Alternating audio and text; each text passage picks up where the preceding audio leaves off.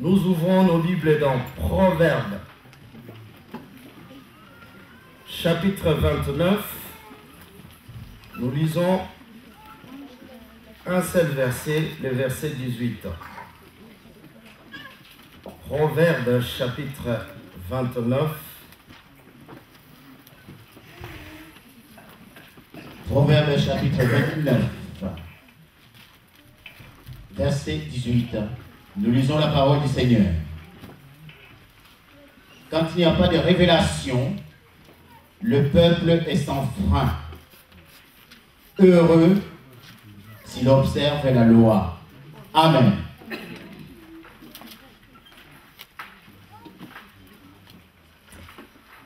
Alléluia. Nous prions pour la parole de Dieu. L'Éternel, Dieu des armées, le Dieu tout-puissant, le créateur des cieux et de la terre, nous voici encore ce matin dans ta présence. La Bible dit que tu cherches de vrais adorateurs qui t'adoreront en esprit et en vérité. Ce matin, papa, nous sommes là, tous d'un même cœur, d'un même esprit, Seigneur, pour reconnaître que sans toi, nous ne pouvons rien faire. Nous voulons élever nos cœurs vers toi. L'offrande, Seigneur, qui t'est due, nous voulons, Seigneur, te les donner, les apporter entre tes saintes mains, dans ta présence. Papa, bénis chacun de nous. La Bible dit, Seigneur, nul ne peut venir au Père que par toi, Jésus. Sois au centre, Seigneur, de ce culte. Que ton nom soit élevé. Ton nom soit glorifié. Papa, merci encore une fois de nous accorder cette grâce d'écouter ta parole. La Bible dit que l'homme ne vit pas seulement de pain, mais de toute parole qui sort de ta bouche. Bénis ce moment, papa. Délivre au travers de ta parole. Enseigne, convainc, corrige. Par le biais du Saint-Esprit, que la terre, la chair se taise en moi et que ton Saint-Esprit, Seigneur, soit au centre de ces moments et qu'il élève le nom de Yeshua, Mashiach. Béni sois-tu, papa. Sois glorifié. C'est à toi que revient toute la gloire. Dans les ciels, sur la terre et sous la terre. Au nom de Jésus, j'ai prié, nous disons Amen. Amen. Alléluia, peuple de Dieu. J'ai l'impression que ça sent la fête. Ça sent la lourdeur. Les gens, on a l'impression qu'ils se préparent à quelque chose. Mais dis à ton frère et ta soeur, prépare-toi à la rencontre de ton Dieu. Ça, c'est très important. L'enfant de Dieu, les chrétiens que je suis, je dois être heureux, content quand je vais à la rencontre de mon Dieu. On ne dit pas Amen, hein? Amen. Gloire à Jésus.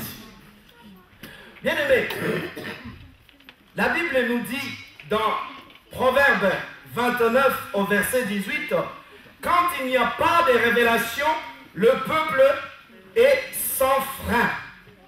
La Bible déclare, poursuit aussi, heureux s'il observe la loi. Il y a trois mots ici que, avant même que j'introduise mon message, il y a le mot d'abord révélation, c'est très important. Et le deuxième mot, c'est le mot frein. Et ensuite, nous avons le mot heureux. Donc, je vais revenir un petit peu par rapport au premier mot, la révélation. On va comprendre pourquoi Salomon insiste sur ces mots-là.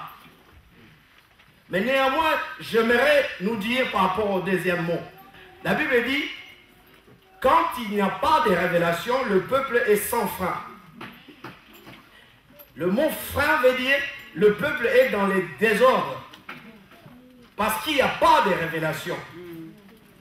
Est-ce que quelqu'un me suit ici? Amen. Mais il est question de quelle révélation? Bien sûr, de la parole de Dieu. Et c'est très important. Dieu insiste. Dieu dit, s'il n'y a pas sa parole, le peuple est dans le désordre. C'est pas moi qui le dis, c'est la parole de Dieu. Donc nous devons centrer notre vie selon la révélation de la parole de Dieu. Sinon, c'est le désordre. Et David dit, je serre ta parole dans mon cœur afin de ne pas pécher contre toi. Donc on voit bien que quand quelqu'un n'est pas investi dans la parole de Dieu, dans sa vie, il est dans les désordres. C'est pour ça que nous voyons des attitudes, des comportements, deux fois, parce que d'une manière ou d'une autre, on sort tous, hein, on a des cultures différentes, ainsi de suite. Quelque part, ça parle de l'éducation. Mais quand on vient dans la parole de Dieu, Dieu veut qu'on s'assoie et il nous éduque. Si on n'est pas éduqué, on ne va pas comprendre Dieu. On ne sera toujours pas d'accord par rapport à un certain nombre de choses, mais l'enfant de Dieu cherchera toujours à plaire à Dieu.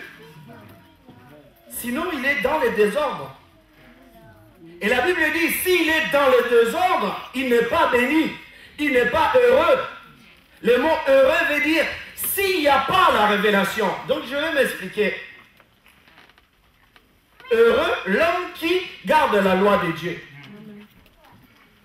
Nous, on pense que quand on est heureux, il faut bâtir je sais pas, des tours Eiffel, des gratte-ciel, avoir beaucoup d'argent, ainsi de suite. Là, on s'aperçoit que Dieu dit, pour que tu sois heureux, il faut que tu observes la loi. C'est dur à avaler, hein. Parce qu'on a une façon, nous, on a une façon de voir les choses. Dieu ne nous interdit pas de gagner l'argent, de travailler. La Bible dit, celui qui ne veut pas travailler, qui ne mange pas. Donc on ne parle pas de ça. Mais le fait est que l'homme, avant tout, a trois parties. Il est esprit, il a une âme, il vit dans un corps. Mais la partie spirituelle, on ne la voit pas.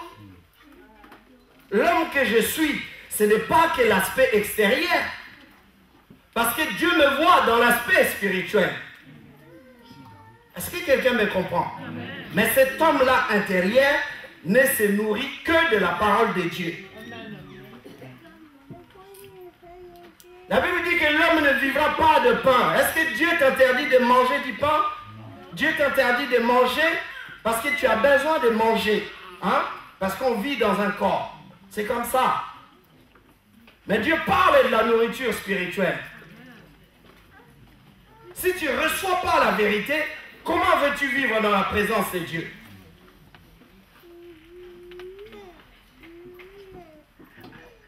Alors, le but de ce livre, parce qu'on est dans un livre qu'on appelle Proverbes, c'est très important.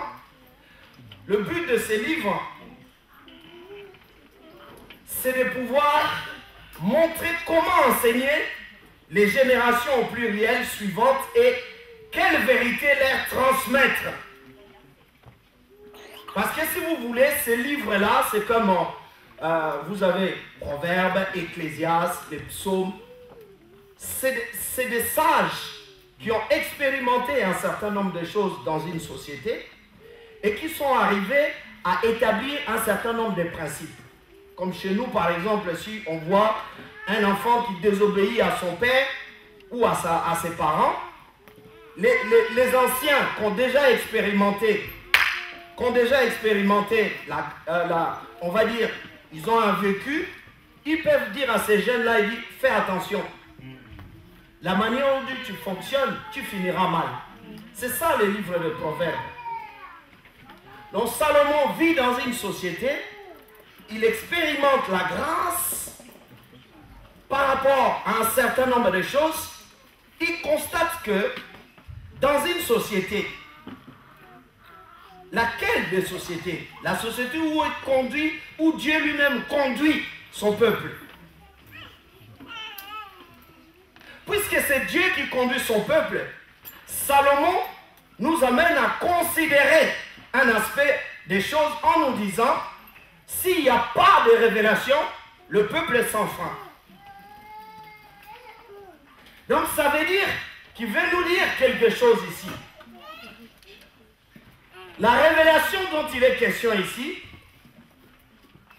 est-ce que c'est une révélation par rapport à des choses non connues et que ça va être révélé, ou alors c'est la parole de Dieu? C'est très important ce que je suis en train de dire. D'abord, le mot révélation veut dire quoi? Faire connaître des faits nouveaux, une manifestation directe de la pensée et de la volonté de Dieu. Là, on parle par rapport à Dieu. Là, si on dit que quelque chose a été révélé, il faut que ça soit pour la première fois. Quelque chose qui est révélé, peut-être par rapport à toi, si tu apprends quelque chose pour la première fois, toi, tu vas dire c'est une révélation pour toi. Mais pour quelqu'un d'autre, s'il a déjà entendu ça, ce n'est pas une révélation. Est-ce que je parle à quelqu'un ici? Donc, maintenant, on essaye de décortiquer. C'est-à-dire, le roi Salomon, il parle de la révélation. Nous voulons comprendre, est-ce que c'est la révélation par rapport à un fait non connu? Comme je peux donner un exemple. Quelqu'un a volé, par exemple, dans le passé. Il vient ici, personne ne connaît. Personne ne sait ce qu'il a fait, ainsi de suite. Il y a quelqu'un rempli de l'Esprit de Dieu, il révèle que telle personne avait volé il y a 20 ans. Et c'est vrai aussi, la personne confirme. C'est une révélation. Est-ce que quelqu'un me suit ici? Donc c'est ça. C'est-à-dire que quelque chose qui était caché il y a longtemps, c'est ramené à une période X par rapport même à d'autres personnes, c'est quelque chose qui est révélé. On peut parler de la révélation. Est-ce que le roi Salomon est en train de parler de cette révélation? Au départ, là je suis en train d'introduire, je voulais donner comme thème à mon message, dis à ton frère ou ta sœur, tu cherches Dieu ou tu cherches les prophéties?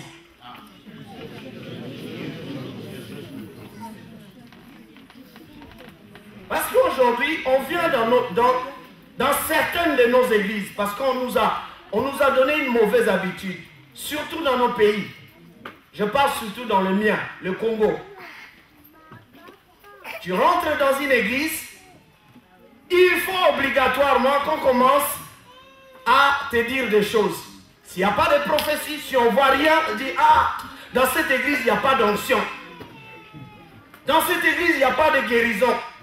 Dans cette église, on ne voit pas. Et qui te dit qu'on ne voit pas? Dis à ton frère et ta soeur, qui te dit qu'on ne voit pas?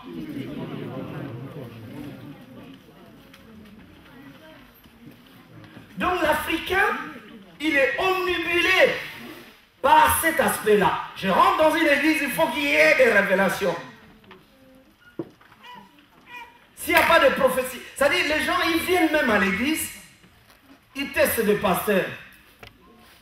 Pasteur, j'ai tel ou tel problème. Dès que les pasteurs commencent à lui parler d'autres choses, il dit, laisse tomber. Pourtant, on lui parle de la parole de Dieu, mais il ne veut rien savoir. Tout ce qu'il veut,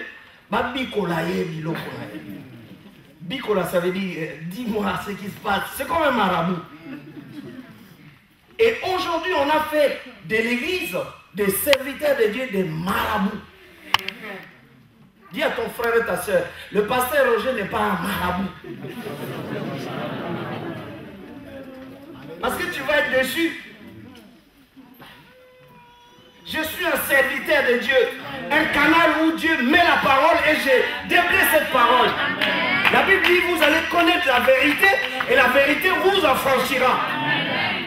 Bien aimé, fais confiance à la parole de Dieu. Parce que c'est un domaine, en termes de révélation, en termes de prophétie, c'est un domaine très subtil. Je vous dis, ça ne se tient qu'à un fil. Il faut faire attention. quelqu'un peut être conduit par un autre esprit que l'esprit de Dieu. Ce n'est pas parce qu'il a vu des choses que forcément il est conduit par Dieu. Est-ce que quelqu'un me comprend ici? Un sorcier, un marabout, il peut voir des choses, il peut dire des choses qui peuvent s'avérer vraies. Mais ça ne veut pas dire qu'il est conduit par Dieu. C'est différent ça. Pardon. Est-ce que vous me comprenez? Est-ce que tu cherches des prophéties ou alors tu viens chercher Dieu? Il y a des gens qui viennent à l'église parce que, oui, bon, ça peut arriver, je suis malade, tu as des problèmes X, ainsi de suite. Tu dis, je vais venir à l'église et je vais recevoir quelque chose de la part de Dieu. Bien aimé, vous avez dans la Bible les 10 lépreux. Ils ont tous crié à Dieu, Seigneur, fils de David, aie pitié de nous, puisqu'ils étaient des lépreux. Jésus leur dit, allez vous faire connaître chez les sacrificateurs. Pendant qu'ils y allaient, la Bible dit qu'ils sont devenus purs. Ça veut dire qu'ils étaient guéris, ils ont reçu la grâce de Dieu. Combien de personnes sont revenues vers Jésus? Une seule personne. Alléluia, peuple de Dieu. C'est pour vous démontrer que l'homme dans sa nature a toujours fait de sorte qu'il faut être sensible à tout ce qui est prophétie, révélation. Mais la Bible me dit, faute de révélation, le peuple est sans frein, mais heureux l'homme qui marche selon la loi de Dieu. Dis à ton frère et ta soeur, apprends à marcher selon la loi de Dieu.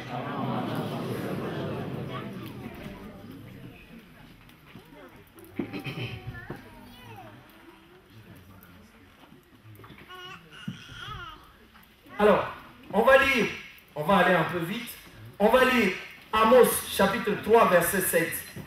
Je suis toujours dans l'introduction. Papa, rapide, parce que je vais donner plein de versets. Amos chapitre 3 verset 7. Nous lisons la parole du Seigneur. Car le Seigneur l'Éternel ne fait rien sans avoir révélé son secret à ses serviteurs, les prophètes. Amen. Amen. Donc là, nous restons dans la dispensation de l'ancienne alliance. Il y a eu deux parties dans la Bible. Ce qu'on appelle l'ancienne alliance et le nouveau, la nouvelle. Donc là, nous sommes dans la dispensation de la grâce.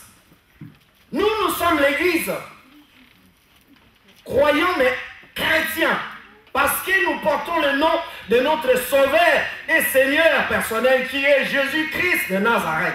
Amen. Maintenant, Dieu agit au travers de l'Église. Autrefois, Dieu a agi au travers d'un peuple. Peuple de Dieu, j'aimerais que vous me suiviez. Autrefois, Dieu passait par l'intermédiaire. Ce qui veut dire que Dieu, pour parler à son peuple, soit il parlait aux prophètes, et les prophètes transmettaient l'ainsi dit l'Éternel, soit il passait par un sacrificateur, 2, soit il passait par un roi, 3, soit il passait par un juge, ça fait 4. Les 4 personnes étaient des intermédiaires que Dieu parlait au peuple. Maintenant, nous sommes dans les temps de la grâce.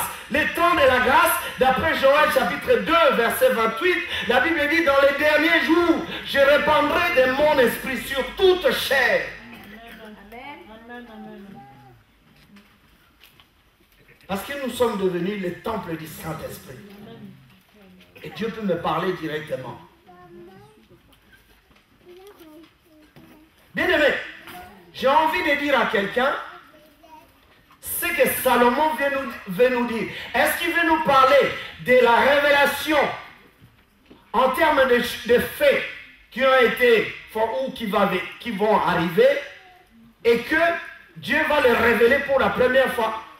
Ou alors, qu'est-ce que Salomon veut nous dire exactement? Ici, le mot révélation veut dire parole de Dieu.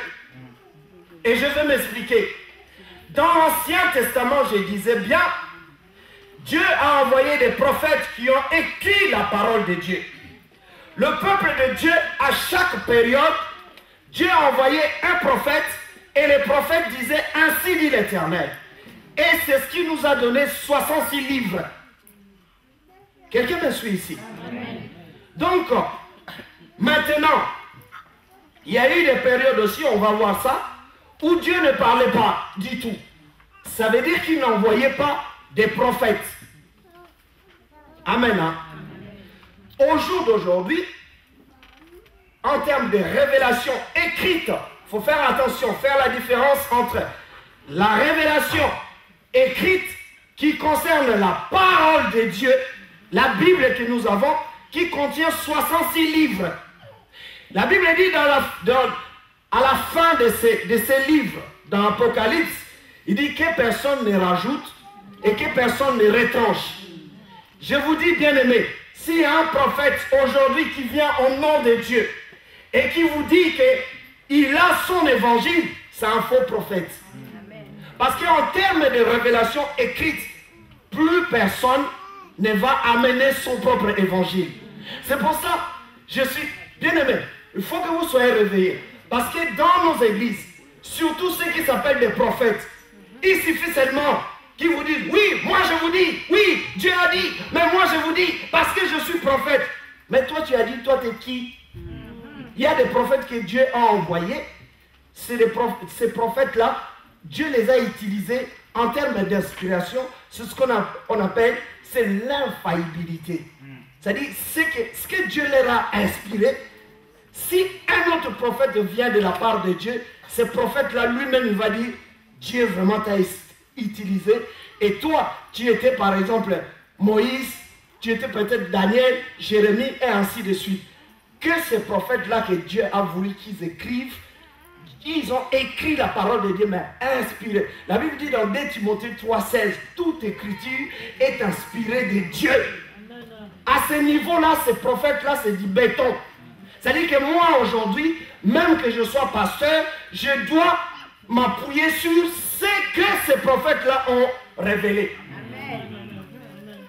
La révélation dans ce sens-là, c'est ça. Parce que c'était pour la première fois. Ces gens-là, quand ils sont arrivés, par exemple, Ésaïe, il dit, ainsi dit l'Éternel. Il commence à déblayer la parole de Dieu, la pensée de Dieu. Et puis Daniel arrive. Et puis Moïse arrive, Josué arrive, ainsi de suite. Aujourd'hui, moi, nous tous ici, nous avons besoin de nous appuyer sur Josué, sur Jérémie, sur Jean dans l'Apocalypse ou tous les autres prophètes. Mais un autre prophète, s'il vient aujourd'hui dans la dispensation de la grâce, il doit s'appuyer que sur ce qui a été déjà écrit.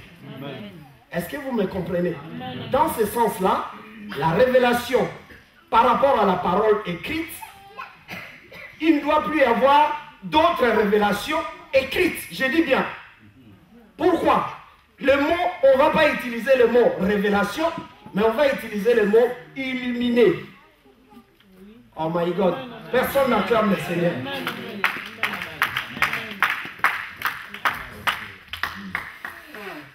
Aujourd'hui, si je lis 1 Corinthiens par exemple, quand je commence à décortiquer la parole de Dieu, je suis illuminé.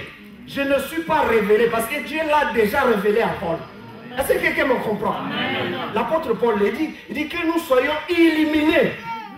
Donc le mot illuminé veut dire simplement tu es éclairé, c'est tout. Mais celui qui avait reçu pour la première fois cette parole, parce que c'est un fait nouveau, lui il reçoit ça pour la première fois. Donc on va dire, lui il a reçu la révélation écrite. Est-ce que vous avez compris maintenant? Donc, au temps de Salomon, il est arrivé à un temps où il n'y avait plus de prophètes. La révélation écrite n'était plus là. C'est là que Salomon intervient pour dire, attention, puisqu'il n'y a pas la révélation écrite, faites attention, sinon vous êtes sans frein. Parce que, pourquoi? Il faut d'abord définir le rôle d'un prophète dans l'Ancien Testament, c'était quoi? Il est un leadership. C'est lui qui reçoit les choses de Dieu et il donne la vision. Dans une autre version, on dit, quand il n'y a pas la vision, le peuple de Dieu est sans frein. Donc le mot vision et révélation revient à l'homme que Dieu va utiliser, qui va recevoir pour la première fois la révélation et qui va donner ça au peuple de Dieu. Donc, Ça veut dire quoi? Ça veut dire que dans une société, dans une famille, dans un foyer, s'il n'y a pas la vision ou le visionnaire, s'il n'y a pas un leader, parce qu'il reçoit les choses de Dieu, chacun fait ce qu'il veut. Est-ce que quelqu'un comprend? Dans l'église, si je prends un pasteur, parce que révélation est égale à la pensée de Dieu, mais qui va passer quand même par un canal, et s'il n'y a pas le canal, on est tous dans le désordre. Imaginez que nous venons à l'église, mais il n'y a pas de pasteur. Comment je vais rester dans la vision de Dieu? Je ne peux pas. Il me faut un leader. Dis à ton frère et ta soeur, il me faut un leader. Il me faut un pasteur. Ben oui, c'est pas parce que c'est... Regardez, quand Dieu veut délivrer l'Égypte, il a utilisé qui? Moïse. Moïse reçoit ainsi dit l'Éternel. Il transmet la vision au peuple. Là, le peuple est cadré. Si le peuple veut faire comme ça, Moïse intervient, il prie Dieu. Et Dieu lui dit, dis à ce peuple-là, comme ci, comme ça. Est-ce que vous me comprenez, mes amis? Donc, quelque part, tu as besoin d'un pasteur. Si quelqu'un ne comprend pas qu'il a besoin d'un pasteur ou d'un leader, mais tu es dans le désordre. Parce que tu vas être sans fin. Comment tu vas faire si tu n'écoutes pas le pasteur? Bien aimé, c'est comme un enfant. Personne en tout cas n'a choisi, je vais sortir dans cette famille. Alléluia. La naissance est un mystère de Dieu. Mais on ne choisit pas. Il y a des choses qu'on ne choisit pas dans notre vie.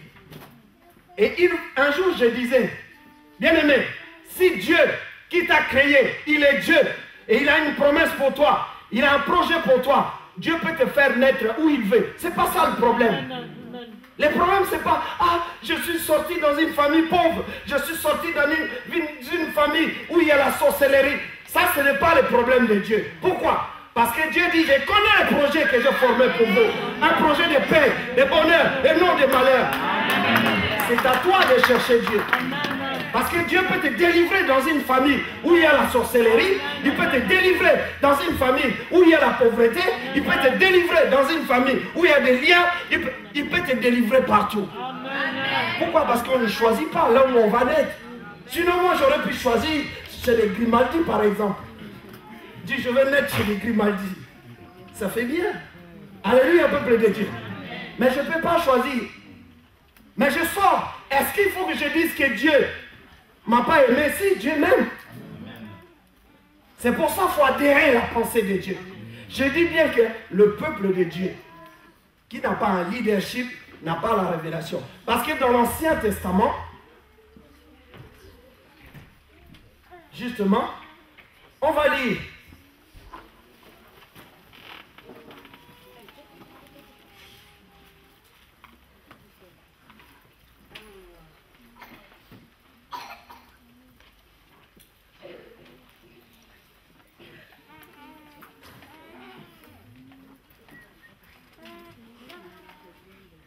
On va lire dans 1 Samuel chapitre 3, 1 Samuel chapitre 3, versets 1 à 4. Donc on va voir que dans l'Ancien Testament, il y a eu des périodes où Dieu n'a pas forcément parlé. Dieu n'a pas parlé. Il n'y a pas eu, comme ça fait comme un petit break. Pas de prophètes, pas de révélations, il n'y a rien du tout. Maintenant, comment va marcher le peuple de Dieu? Et vous allez voir, c'est très important. Lis la parole de Dieu, papa. 1 Samuel chapitre 3, versets 1 à 4. Nous lisons la parole du Seigneur. Le jeune Samuel était au service de l'Éternel devant Élie. La parole de l'Éternel était rare en ces temps-là, et les visions n'étaient pas fréquentes. En ce même temps, Élie, qui commençait à avoir les yeux troubles et ne pouvait plus voir, était couché à sa place. La lampe de Dieu n'était pas encore éteinte, et Samuel était couché dans les temples de l'Éternel, où était l'arche de Dieu. Verset 4. Alors l'Éternel appela Samuel. Il répondit, mais voici. Amen. La Bible dit quoi? La parole de Dieu était... Mais vous avez vos Bibles là. La parole de Dieu était rare. C'est-à-dire, Samuel, c'est la suite du livre des juges, le temps des juges. Et le temps des juges, si vous voulez, c'est une période un peu particulière où Dieu a utilisé, par exemple, vous avez l'histoire de Gédéon, des Samson, ce qu'on appelle des héros. Amen, hein? Amen. Dieu donnait la force parce que c'est une période où Israël n'avait pas de prophètes. Une longue période. Chronologiquement, j'ai oublié le temps, mais ça a mis beaucoup de temps. Donc Dieu a envoyé seulement ce qu'on appelle des juges. Des gens à qui Dieu donnait une certaine force, un certain pouvoir, et ils arrivaient comme Salomon, comme Gédéon, ils délivraient Israël, soit de la main des Philistins, ou par exemple des Madians, ainsi de suite. Est-ce que vous me comprenez là? Nous avons vu que David avait vécu un peu la même situation par rapport aux Philistins, parce que les Philistins, Goliath, ils semaient la terreur dans la nation juive. C'était un peu cette période-là, mais il n'y avait pas de prophète. S'il n'y a pas de prophète, ça veut dire qu'il n'y a pas la parole de Dieu écrite. Donc, vous avez l'impression comme si le peuple s'arrête net. Qu'est-ce qu'il faut faire? Rien. Il n'y a pas un prophète. Alors, comment on va faire? On fait rien. Et c'est ce temps-là que Dieu appela Samuel. Mais la particularité de ce texte, bien aimé, suivez-moi bien. La Bible dit que la parole se faisait rare, mais la Bible dit que l'homme de Dieu qui s'occupait de Samuel commençait à s'affaiblir. Oh my God. Bien aimé, l'homme de Dieu, la Bible dit qu'il s'occupait de Samuel, commençait à faire quoi? À s'affaiblir. Ses yeux commençaient à faire quoi? Il ne voyait plus. Les sacrificateurs, Élie n'était plus capable de transmettre la parole de Dieu à Samuel. C'est lui qui s'occupait de... Il est devenu faible. Est-ce que quelqu'un me comprend? Mais la Bible nous apprend une chose. C'était dans le temple de Dieu. Mais il y avait une lampe qui était restée allumée. Bien aimé, j'ai envie que dans ces tableaux-là, que tu puisses voir la puissance de Dieu. Dieu va mettre des gens. Ça peut être un pasteur, ça peut être un prophète, ou tout ce que vous voulez. Mais bien aimé, je vais te dire une chose. Si tu regardes trop à ces prophètes-là, un jour le prophète va être fatigué. Un jour le prophète, il est fatigué. Le prophète, il peut mourir. Parce que le prophète, c'est qu'un canal. Dis à ton frère et ta soeur, le prophète, c'est qu'un canal que Dieu va utiliser pour moi. Mais le prophète, il est fatigué. Il y a des gens, ils en ont fait des tonnes, des tonnes, des tonnes. Mon problème, le pasteur, on m'a promis des programmes. Oui, mais le pasteur peut être faible. Dis à ton frère et ta soeur, le pasteur peut être faible. Il peut être fatigué. Mais comment toi tu vis avec ton Dieu? Samuel a vu son père spirituel affaibli. Il ne pouvait plus rien faire pour lui. Mes amis, c'est la Bible qui le dit. Mais je veux peut-être te révéler quelque chose. Alléluia, peuple de Dieu. Ce qui a aidé Samuel, c'est que Samuel a regardé dans le temple. Il y avait une lampe qui était restée allumée. Papa, tu vas me dire rapidement. Vous allez comprendre. Exode 27, verset 20 à 21. Le mystère de cette lumière. Vous allez comprendre. La lampe qui a servi à Samuel d'écouter Dieu. Parce qu'au travers de cette faiblesse, nous avons lu au verset 4 que Samuel regardait cette lampe et il y a une voix qui lui a parlé. Amen. Est-ce que vous comprenez? Papa, lis Exode 27, verset 20 à 21. Verset 20 à 21. Nous lisons la parole du Seigneur. Tu ordonneras aux enfants d'Israël de t'apporter pour le chandelier de l'huile pure d'olive consacrée, afin d'entretenir les lampes continuellement. C'est dans la tente d'assignation, en dehors du voile qui est devant les témoignages, qu'Aaron et ses fils la prépareront pour que les lampes brûlent du soir au matin en présence de l'Éternel. C'est une loi perpétuelle pour leurs descendants et que devront observer les enfants d'Israël. Amen. Amen. Peuple de Dieu, ne soyez pas distraits. Regarde, Samuel est dans le temple avec son père spirituel qui est Élie, qui s'occupait de lui. Tout le temps, c'est Élie qui transmettrait la parole de Dieu à Samuel. Mais la Bible dit qu'Élie était devenu faible. Il commençait, donc tellement son âge avançait, ses yeux commençaient aussi à s'affaiblir, donc il ne pouvait plus faire son rôle de communiquer la grâce de Dieu, la parole de Dieu, puisqu'il s'est affaibli. Mais Dieu a permis à ce moment-là que sa lumière au travers de la lampe, le mystère de la lampe, c'est que cette lampe-là qui éclairait dans le temple, la lampe s'allume jour et nuit. Et cette lampe, c'est une préfiguration de la lumière de Dieu qui veut dire que même si il y a des faiblesses dans ma vie personnelle, je pense que Dieu n'agit pas, mais la lumière de Dieu est toujours là. Pour dire que Dieu a toujours le contrôle dans ma vie. Moi, je vais penser peut-être qu'il n'y a plus de prophètes, il n'y a plus de révélations, mais Dieu est juste à côté de moi parce que sa lumière restera éternellement allumée. Est-ce que je regarde à l'homme ou je regarde à la lumière? Parce que c'est quand Dieu a vu que son prophète commençait à s'affaiblir, la lumière a éclairé Samuel. Pour dire, Samuel, je suis là. Puisque tu es dans ma maison, je vais t'illuminer, je vais éclairer ta vie, je vais me servir de toi. Bien-aimé, quand il n'y a pas de révélation prophétique, le peuple de Dieu est sans frein. Mais il y a une solution. Samuel, le petit Samuel, savait que là où il pouvait recevoir la parole de Dieu, il y avait un frein. Il n'y avait plus rien. Mais il a appris à regarder à Dieu. Bien-aimé, Dieu nous appelle. Quand je dis comme ça, beaucoup, il faut qu'on comprenne. Dieu nous appelle à marcher avec lui. Mais il y aura des temps dans la vie de tout à chacun où on va vivre comme un temps de silence.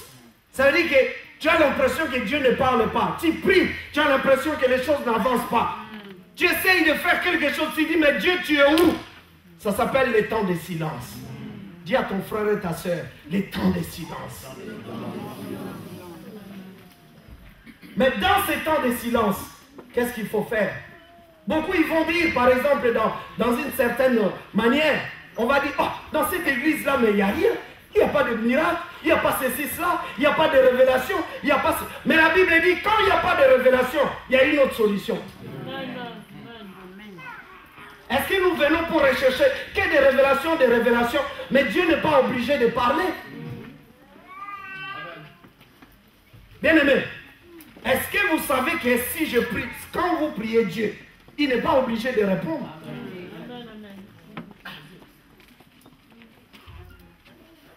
Est-ce que si Dieu ne répond pas, est-ce que ça veut dire que Dieu ne s'intéresse pas à moi? Non, il a son temps. Dis à ton frère et ta soeur, même quand je prie, je pense que Dieu ne répond pas, Dieu a le contrôle de ma situation. Dis à ton frère et ta soeur.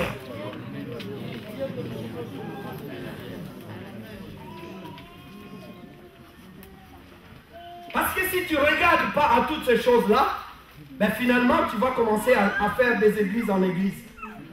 Tu viens ici puisqu'il y a un pasteur qui est là, fire, il saute, il fait des cinémas. Hier on en a parlé avec des serviteurs de Dieu. Vous avez dans des églises où on organise même des guérisons. Les gens sont en train, les pasteurs ils passent devant et disent, ah, l'église commence un petit peu à diminuer, les âmes, ainsi de suite, tout ça. Ils vont orchestrer des miracles. Bien aimé, ils vont faire passer quelqu'un, et puis la personne, oui, je vois, Dieu, il est là, il est haut. Mais Dieu est toujours là. Dieu il est là, Dieu est toujours là, Dieu a toujours été là. La lumière là, la lumière de Samuel, la lampe qui ne s'éteint pas, mais Dieu est toujours là. Il est là, Dieu, il est là. Même un serviteur qui a dit à un frère, il dit, hé, le Saint-Esprit va rentrer. Papa, dégage-toi de la porte. My God. Vous voyez le cinéma? Mais le peuple est sans frein, le peuple applaudit. Ah, ça c'est l'esprit, ça. C'est pour ça que je disais, le pasteur Roger, d'accord, il prêche, mais c'est ça que nous avons besoin. Dis à ton frère et ta soeur, je n'ai pas besoin de ça. Tu n'as pas besoin de ce cinéma-là. Oui, je vois. Dieu me montre, tu auras des papiers à la fin de l'année. Il te reste un jour. Toujours pas de papiers. J'ai dit bien, j'étais là. Quand il y avait la prophétie, et j'ai suivi un certain homme de Dieu. Oui, tu auras des papiers. Je te dis qu'il te reste un jour. Vous voyez, on n'a pas besoin de tout ça. On n'a pas besoin de tout ça. Quand l'Esprit de Dieu parle, la Bible dit, ainsi en est-il de ma parole qui est sortie de ma bouche, elle ne se retourne pas à moi sans avoir accompli ce dont je lui ai dit de faire. C'est Yeshua Mashiach. Il ne faut pas badiner avec Dieu. Soit Dieu est en toi, soit il n'est pas. Alors ne dis pas ce que Dieu n'a pas dit. Dieu, ce n'est pas ton garçon de course. Mais vous vous rendez compte, Dieu t'a parlé. Oui, j'ai rêvé, pasteur, j'ai rêvé. C'est vraiment Dieu. Dans tous les rêves, c'est Dieu, quoi. Et puis ta vie ne change toujours pas. Dieu, donc Dieu continue à parler, et puis ça change. Non, il faut arrêter. On court trop. Est-ce qu'on cherche quoi? Dieu lui-même, ou on cherche vraiment que les prophéties? Pour que ça fasse un peu un style dans notre vie. On n'a pas besoin de ça. On veut impressionner les gens. Dès qu'on commence à prier là-haut, prie normalement. Si ce n'est pas l'esprit, prie normalement. Tu n'impressionnes personne. Moi, tu peux être là, tu es en train de rabâcher, de dire des choses, ça ne m'impressionne pas. Je parle au nom de Jésus. Et en priant comme ça, je suis sûr des mots, des phrases que je prononce. Au moins, l'autre est édifié parce qu'il comprend ce que j'ai dit. Il peut dire Amen dans ma prière. Mais toi, comment on peut dire Amen dans ta prière? Parce que tu parles en langue. Et alors, la langue c'est quoi? On ne sait même pas si c'est la langue de Dieu ou c'est la langue des démons. Alléluia, peuple de Dieu. Mais réveillez-vous. Dis à ton frère et ta soeur, réveille-toi. Tu cherches quoi, des révélations? Oui, je vois un mariage. Je vois 2 mariages. Je vois 3 mariages dans cette église. Oh, c'est classique ça. Il suffit d'observer des jeunes filles. Il y a un peu de promesses. Tu peux envoyer une prophétie? Ben oui. Bien aimé, si on rentre dans ces jeux-là de prophéties, on détruit l'église. C'est pour ça ici à Meillac, on n'aime pas trop élever la prophétie. On n'élève qu'une seule personne, c'est Yeshua Mashiach, comme le Seigneur ton Dieu.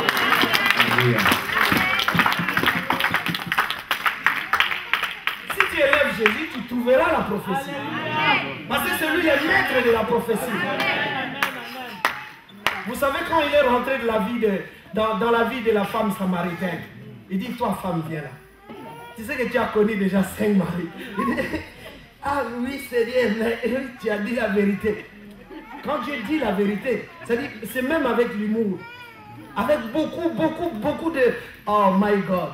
Non, Yeshua. Il n'a pas besoin de faire beaucoup de gymnastique.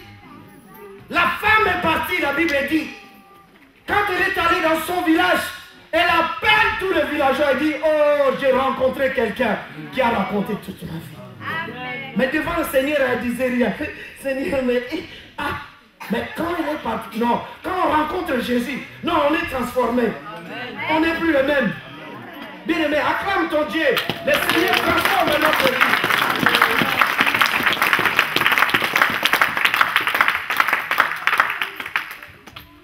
Vous voyez?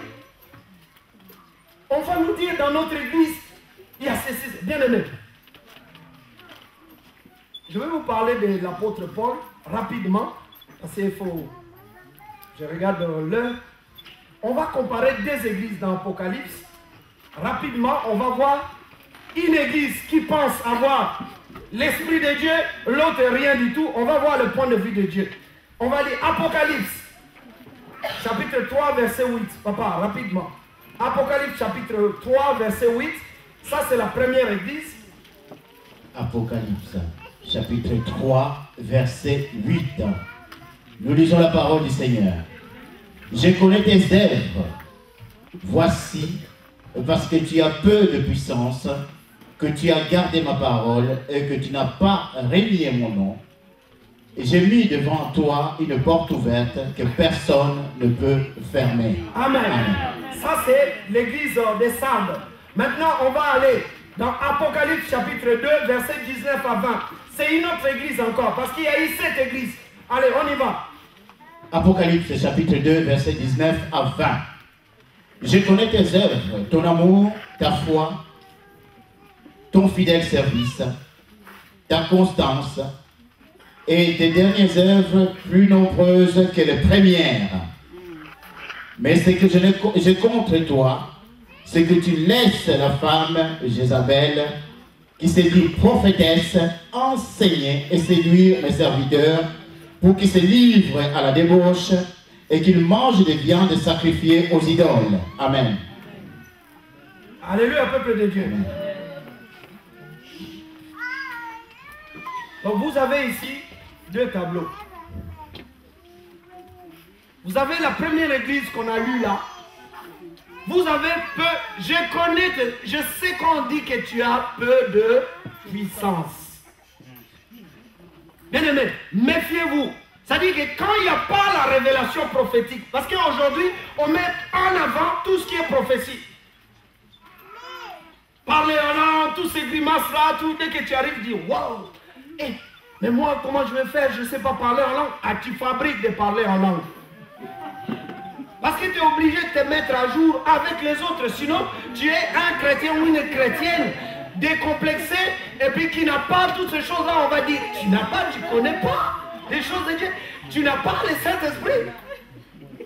Mais tu n'es pas encore arrivé à maturité. Donc, ça crée ce qu'on appelle cette sorte de complexe d'infériorité. Donc, tu es obligé de fabriquer un parler en langue. Or, le parler en langue ne doit pas être fabriqué. Alléluia. Il y en a qui rigolent. Toute l'église rigole en langue.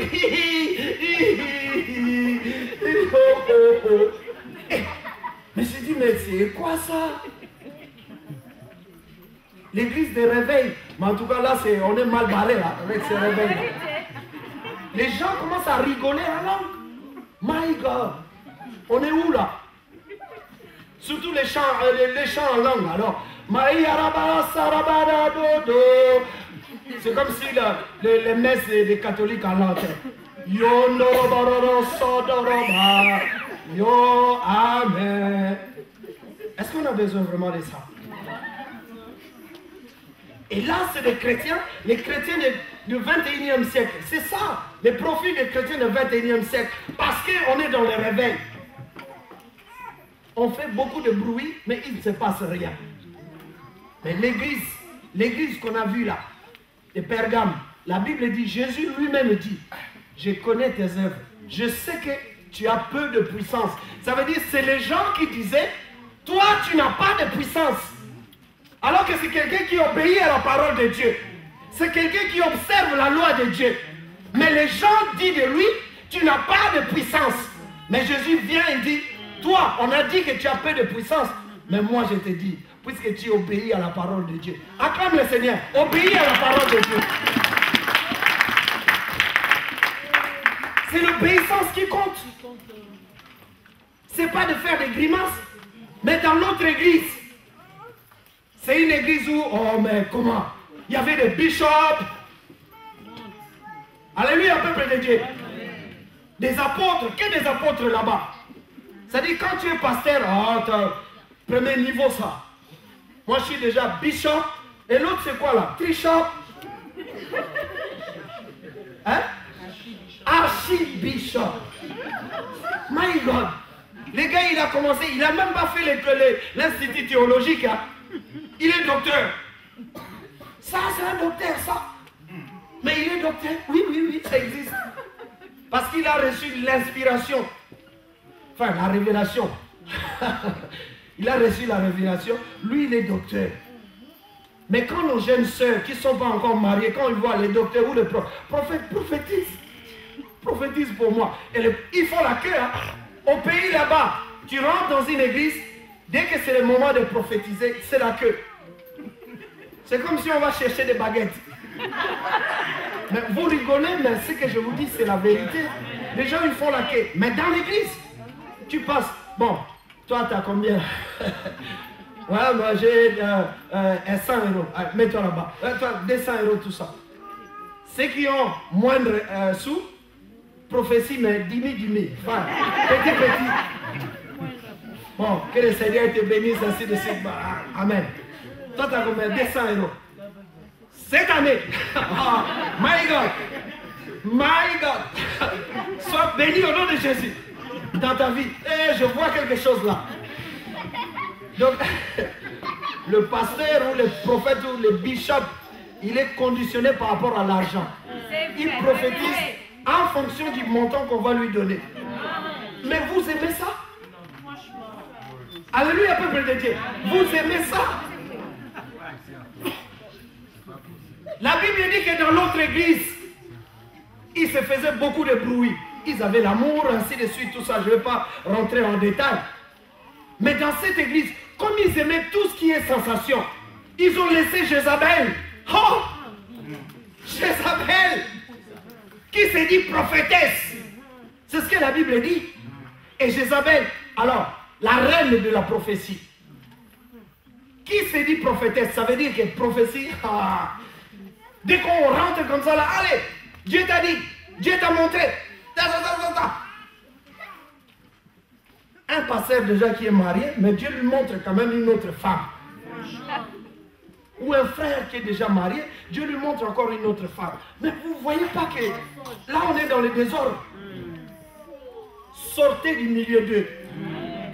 Bien aimé, recherche d'abord à gagner Dieu. Si tu viens à l'église, le pasteur te reçoit, on prie pour toi. Si on ne dit rien, nous on n'est pas Dieu. On dit que ce que Dieu nous dit de dire. Mais sinon il faut s'appuyer sur la parole de Dieu. Mais quand on t'exhorte, Dieu a dit ça, Dieu, c'est ça la vérité. C'est ça la parole de Dieu. Mais les gens n'aiment pas ça. Oui, mais mon problème, mais ton problème c'est Dieu qui va agir. Quand ça sera le moment. Mais Dieu il connaît, Dieu c'est le Dieu des temps, des circonstances. Il est notre papa, il ne va pas nous abandonner. Abraham a attendu longtemps, il a vu la main de Dieu. Daniel était dans la fosse au lion, il a vu la main de Dieu. Joseph, il a souffert. On l'a vendu, il a été chez Potiphar. Mais Dieu s'est souvenu de son serviteur. Il a élevé son serviteur. On n'aime pas ça. La patience, non, surtout tout direct. Délivre-moi, pasteur. Surtout les femmes, délivre-moi. Ça dit, délivre-moi, donc, elle se donne. Fais de moi tout ce que tu veux. Et... Après le pasteur, bon, on va te faire l'onction d'huile. Hein? Il y a beaucoup d'huile ici. Hein? Ah! Je vous dis la vérité. Tout ça à cause de l'onction. Non, je vais aller chez le pasteur là. Et dès que tu arrives là-bas, hein, il te fait des clins d'œil. Hein? Le pasteur qui commence à faire des clins d'œil. Oh, pourquoi tu me regardes comme ça? Ils se connaissent. Il n'y a plus du spirituel là. C'est la chair. Alors, comme Galates chapitre 3 dit, oh, Galates dépourvu de sens, vous qui avez commencé par l'esprit, vous voulez finir par la chair. Dis à ton frère et ta sœur, chair est égale à chair. Cherche Jésus, cherche Jésus. Alléluia. Il faut contrôler sa vie. Bien aimé, vous avez, la montre, c'est le temps court. Hein. Bien aimé, je vais toucher quelques points rapidement. Vous savez, dans la vie de tout un chacun, même dans ta vie, même dans ma vie, il peut y avoir un temps où c'est le silence de Dieu. Mais ça ne veut pas dire que Dieu a perdu le contrôle ou qu'il ne se passe rien. Vous savez, de Malachie, qui est le dernier livre de l'Ancien Testament, pour arriver à Matthieu, l'évangile de Matthieu, là on est dans le Nouveau Testament, il s'est passé 400 ans. En théologie, on appelle ces temps-là les temps de silence. 400 ans, mes amis. Mais je vais te dire une chose. Dans les 400 ans, il n'y a pas eu de prophète. Ça veut dire une révélation. Dieu n'a pas envoyé un prophète pour écrire tel ou tel livre. C'est ça dont Salomon disait. Mais qu'est-ce que devait faire le peuple? Bien, mais c'est très important ce que je vous dis. Vous avez par exemple un homme qui s'appelle Siméon, qui était le prophète. Comment il a fait pendant 400 ans? Il est arrivé à une période, mais la Bible dit cet homme-là attendait le moment de voir la gloire de Dieu. 400 ans, comment il a fait? Il a obéi à ce que Dieu avait déjà révélé avant. Est-ce que vous comprenez? C'est pour ça la Bible dit, quand il n'y a pas de révélation prophétique, heureux l'homme qui marche selon la loi de Dieu. Il y a déjà ce qui a été révélé, ben regarde à ça. Est-ce que vous comprenez là? Siméon priait Dieu, il dit, oh Dieu, même s'il n'y avait pas de prophète, il dit, oh Dieu, je vais voir ta gloire. Et il a vu la gloire de Dieu. Est-ce que vous comprenez? Je vous l'ai dit, dans la vie de tout un chacun, on va passer des moments difficiles. Mais ces moments-là, Dieu va se servir pour nous enseigner, nous préparer à des grandes choses. Ça ne veut pas dire que, puisque tu n'as jamais vu un miraculé, le miracle peut se passer aussi chez toi. On prie pour toi, tu rentres chez toi, et c'est un processus. C'est par la foi que nous recevons des choses. Le peuple de Dieu ne veut plus marcher par la foi. On marche par la vue maintenant. Mais observez rapidement la vie d'un homme, Paul. J'ai touché quelques points. Papa, lis-nous 2 Timothée chapitre 4, verset 20. Il s'est passé un temps où l'apôtre Paul, qu'on connaît, regardez avec moi, vous allez voir. J'ai touché quelques points là. 2 Timothée chapitre 4, verset 20. Nous lisons la parole du Seigneur. Eraste est resté à Corinthe et j'ai laissé Trophine malade à Milet. Amen. Amen. Dis à ton frère et ta sœur, Paul a laissé Trophine malade. Ah, mais Paul, tu es prophète, tu laisses un coéquipier malade. Mais c'est quoi cette histoire? Paul a laissé Trophine malade. Mais qui est Paul? Bien-aimé, regarde, dans le ministère de Paul, il est en train de prêcher. Maintenant, il y a des besoins dans un autre village. Il dit, je ne peux pas y aller parce que Dieu m'appelle dans tel endroit. Il dit, prenez mon mouchoir, allez dans vos villages. Toutes les personnes qui vont toucher juste les mouchoirs, ils seront guéris. Est-ce que vous me comprenez? Paul est parti, il laisse le mouchoir. La personne part avec le mouchoir dans son village. Toutes les personnes qui touchaient ces mouchoirs étaient guéries. C'est ce que la Bible nous dit dans Actes des Apôtres. Mais ici, Paul dit, j'ai laissé Trophine malade. C'est pour vous dire que Paul, c'est un canal, c'est un homme, papa. Que tu sois prophétique, que tu sois bishop, on vous ment. Quand on fait du cinéma là, un handicapé, le frère nous a donné un témoignage hier.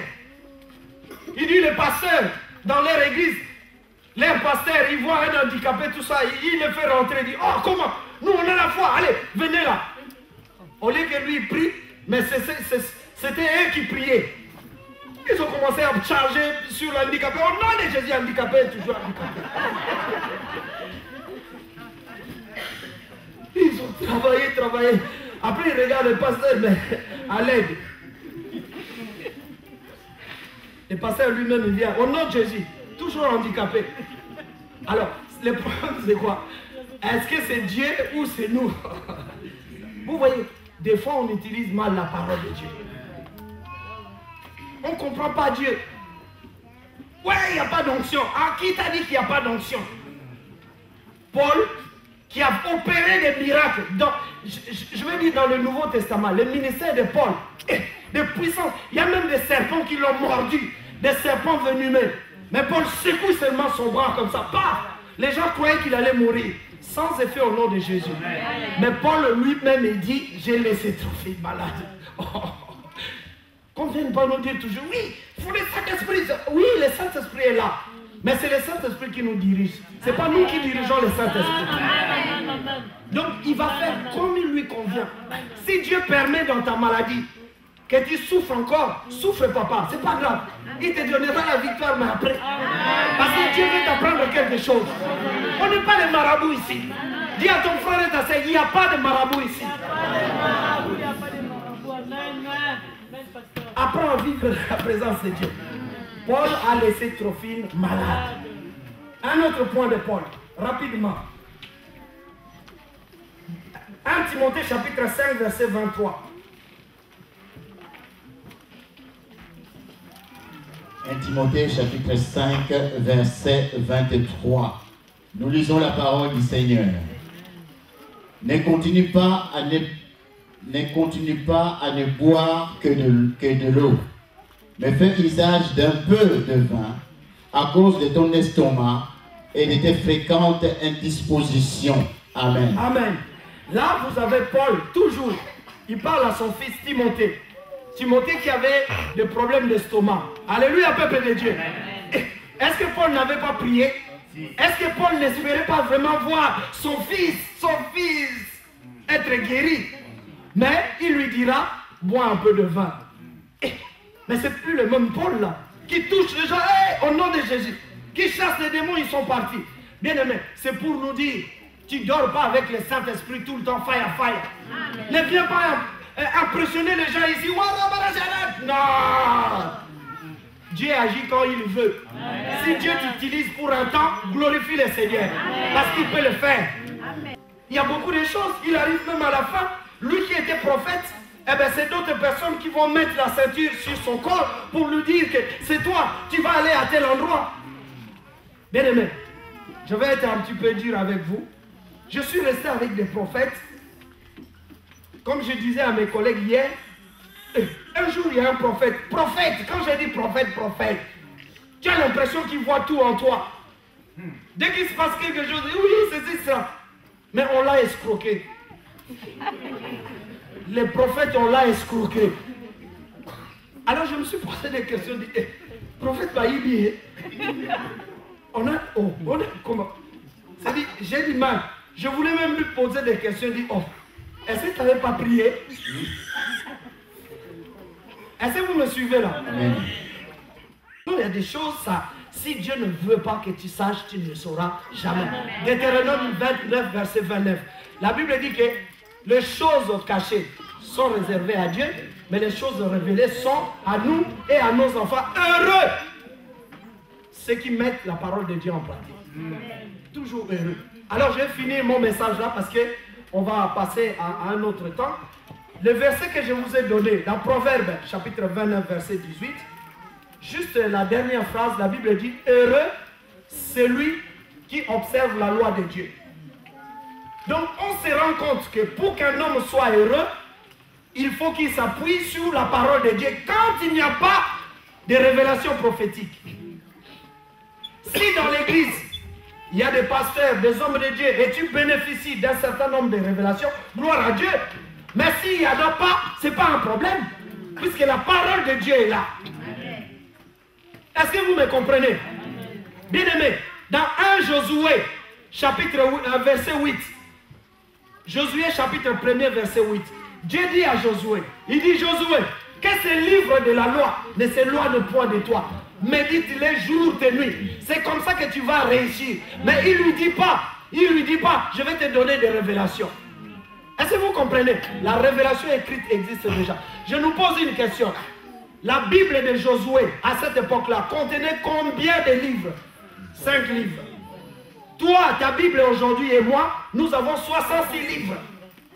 C'est-à-dire de Genèse jusqu'à Apocalypse, il y a 66 livres.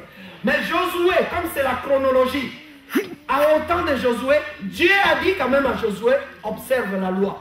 Et la loi parlait de la parole de Dieu qui est la Torah. Donc c'est la Bible. La Bible de Josué ne contenait que 5 livres. Mais avec 5 livres de Moïse. Mais avec 5 livres, Dieu a opéré des miracles avec Josué. Le mur de Jéricho est tombé. Il y a eu beaucoup de nations où Dieu a montré sa puissance. Bien aimé, j'ai envie de dire, pour conclure mon message, dans le psaume 1er, Papa Manko, lis rapidement le psaume 1er, juste la lecture. On va nous montrer comment l'homme peut être heureux. Papa, Gaël, Amen. Tu n'es pas heureux parce que tu as trouvé une femme. Si, au niveau de la chair, mais au niveau spirituel, écoute ce que Dieu dit. Amen. Tu n'es pas heureux parce que tu as acheté des voitures. ça te fait la joie, ainsi de suite. Mais tu es heureux parce que Dieu veut que tu écoutes sa parole. Écoute. Psaume 1er. Heureux l'homme qui ne marche pas selon les conseils des méchants, qui ne s'arrête pas sur la voie des pécheurs et qui ne s'assied pas en compagnie de moqueurs, mais qui trouve son plaisir dans la loi de l'Éternel et qui la médite jour et nuit. Il est comme un arbre planté près d'un courant d'eau qui donne son fruit en sa saison, et dont le feuillage ne se flétrit point. Tout ce qu'il fait lui réussit. Il n'en est pas ainsi de méchants. Ils sont comme la paille que le vent dissipe. C'est pourquoi les méchants ne résistent pas au jour du jugement, ni les pécheurs dans l'assemblée des justes. Car l'Éternel connaît la voie des justes, et la voie des pécheurs mène à la ruine. Amen. Mes amis, vous savez comment être heureux. Ne courez pas auprès des révélations, aux prophéties, que personne ne vous impressionne. Le seul moyen de vivre dans la présence de Dieu, c'est d'étudier la parole de Dieu, de mettre la parole de Dieu en pratique. Et si Dieu te donne les révélations, les prophéties, gloire à Dieu. Mais ne courez pas auprès des révélations. Que Dieu vous bénisse. Merci.